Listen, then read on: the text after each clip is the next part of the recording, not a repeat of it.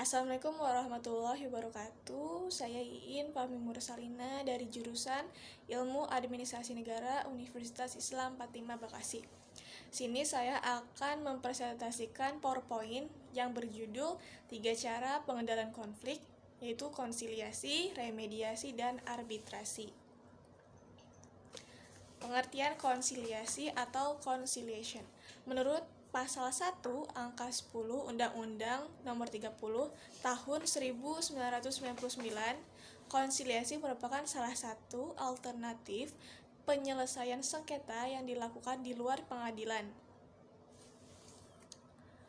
Lalu, pengertian konsiliasi menurut Endrik Saffuddin dalam buku Alternatif Penyelesaian Sengketa dan Arbitrasi. Pengertiannya adalah konsiliasi adalah usaha untuk mempertemukan keinginan pihak-pihak yang bersengketa agar mencapai kesepakatan guna menyelesaikan sengketa dengan cara kekeluargaan. Jadi di konsiliasi ini yaitu dia pengendalian konflik yang dilakukan oleh pihak yang berkonflik. Penyelesaian dari konflik tersebut itu tumbuh dari kedua pihak yang berkonflik tersebut. Jadi jika contohnya seperti tawuran antar masyarakat tersebut mungkin sudah merasa dirugikan dengan adanya konflik tersebut, lalu merasa sudah lelah ataupun capek dengan konflik tersebut, maka mereka memilih untuk berdamai melalui cara konsiliasi tersebut. Lalu jikalaupun mereka tidak bisa menyelesaikannya sendiri, maka mereka akan memilih perwakilan dari masing-masing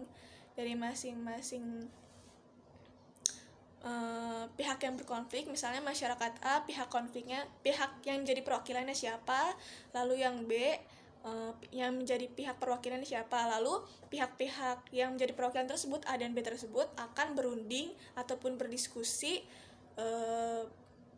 bagaimana cara penyelesaian masalah tersebut dengan cara penyelesaiannya keinginan sesuai dari masyarakat A dan B tersebut. Jadi seperti itu. Lalu selanjutnya, pihak ketiga dalam konsiliasi berbeda dengan pihak ketiga dalam mediasi karena konsiliator bersifat lebih aktif dibandingkan dengan mediator.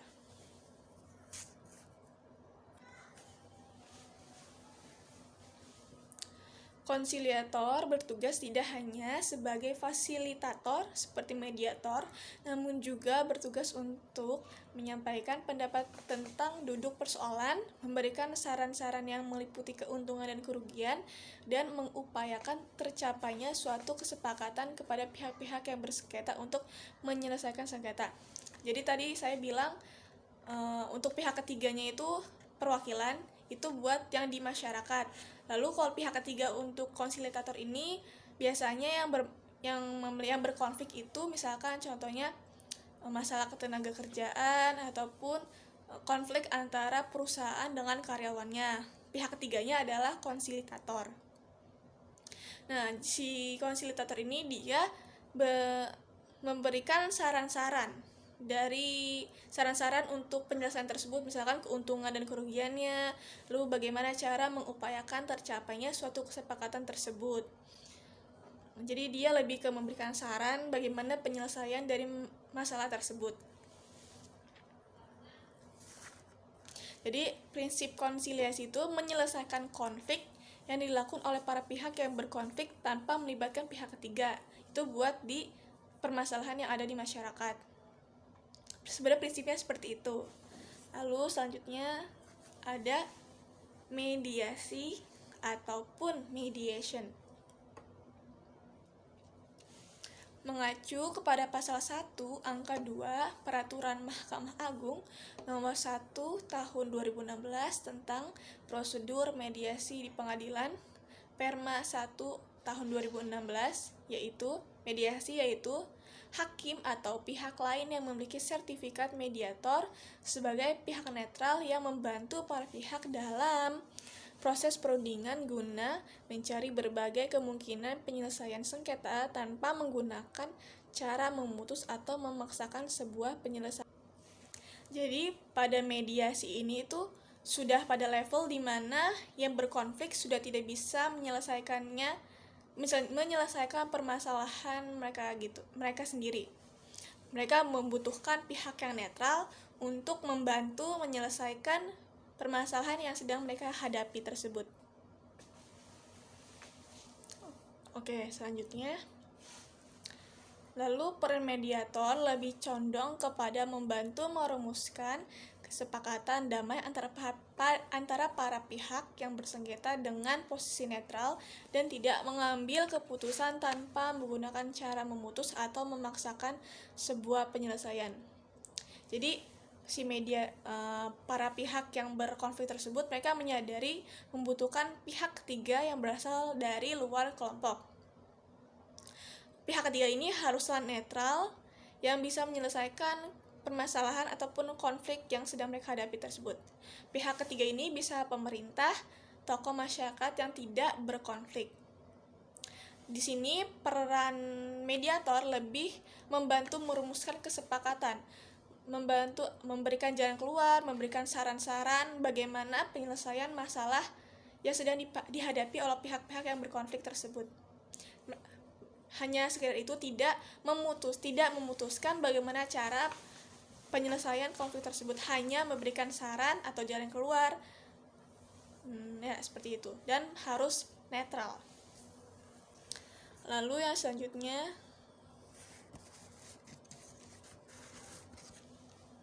setiap mediator wajib memiliki sertifikat mediator yang diperoleh setelah mengikuti dan dinyatakan lulus dalam pelatihan sertifikasi mediator yang diselenggarakan oleh Mahkamah Agung atau lembaga yang telah memperoleh akreditasi dari Mahkamah Agung.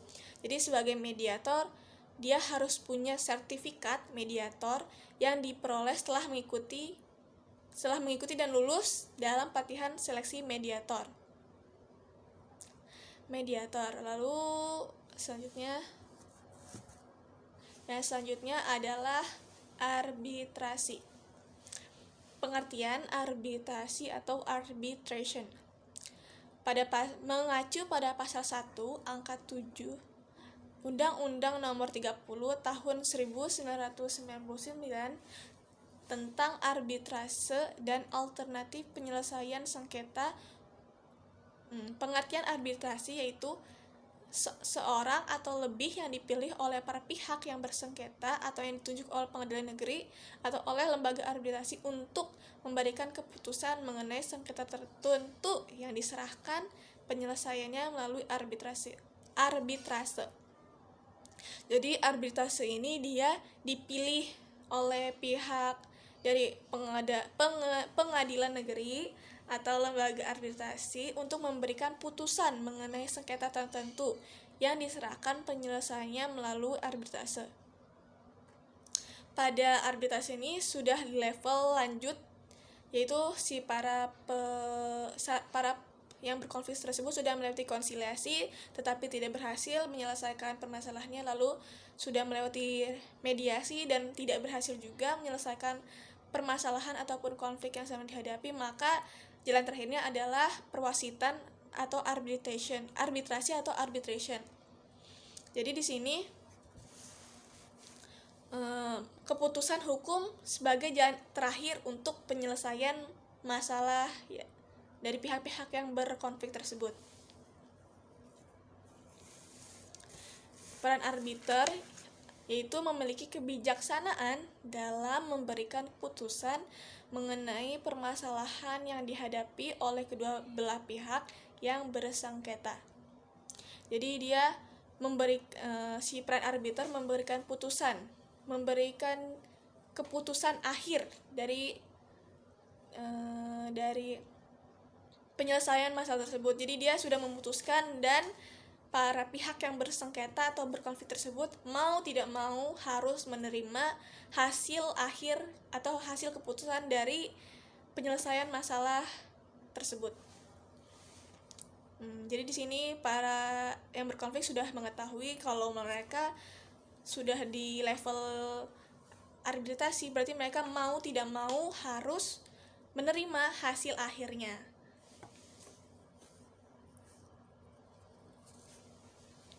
Lalu selanjutnya, pada pengendalian konflik ini, kedua belah pihak yang bertentangan bersepakat untuk menerima atau terpaksa hadirnya pihak ketiga yang memberikan keputusan untuk penjelasan konflik. Seperti yang tadi saya bilang, di sini para pihak yang berkonflik bersepakat untuk menerima atau terpaksa hadirnya pihak ketiga yang memberikan keputusan untuk menyelesaikan konflik tersebut. Lalu selanjutnya, di sini adalah persamaan mediasi dan arbitrasi. Yang pertama adalah keduanya sama-sama merupakan alternatif penyelesaian sengketa, yaitu sebuah cara penyelesaian masalah di luar persidangan. Lalu yang kedua, keduanya sama-sama menunjuk dan menggunakan pihak ketiga sebagai pihak yang netral atau yang menengahi. Keduanya sama-sama menunjuk menggunakan pihak ketiga karena mereka sendiri tidak bisa menyelesaikan konflik tersebut dengan sendirinya, tidak bisa menyelesaikan dengan sendiri, makanya mereka membutuhkan pihak ketiga sebagai penengah yang netral untuk menyelesaikan masalah tersebut. Dan pihak penengah ini harus netral, tidak boleh berpihak kepada misalkan pihak A ataupun pihak B. Jikalaupun ketahuan berpihak, maka akan ada hukumannya. Lalu keduanya bertujuan untuk mempersingkat proses penyelesaian masalah atau sengketa. Keduanya bertujuan untuk mempersingkat proses penyelesaian masalah atau sengketa. Karena jika tidak melalui mediasi dan arbitrasi, maka permasalahannya tidak akan selesai karena tidak ada pihak yang netral untuk membantu menyelesaikan masalah tersebut. Sini adalah perbedaan mediasi dan arbitrasi. Pada mediasi, pihak ketiga adalah mediator. Pada mediasi, pihak ketiga adalah mediator yang bertugas sebagai penengah, memfasilitasi proses negosiasi, dan sebatas memberi masukan. Jadi pada mediasi ini, pihak ketiganya itu mediator namanya, sebagai penengah dan harus netral.